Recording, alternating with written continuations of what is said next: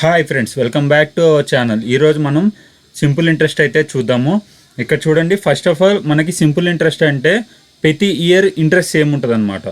ఏదైనా ఇప్పుడు సపోజ్ మీరు 100 తీసుకోండి, 5% అంటే 5 వస్తుంది.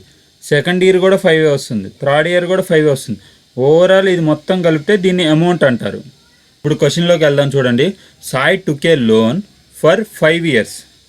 5 yearsకి లోన్ తీసుకున్నాడంట at the rate of 5% per annum. Simple interest అంటున్నాడు. If the total interest paid was 500, interest 500 pay చేశాడంట.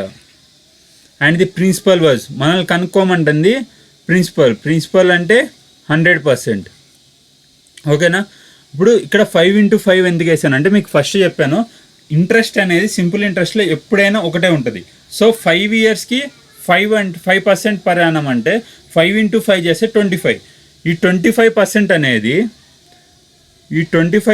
అనేది మనకి 500కి ఈక్వల్ అనమాట.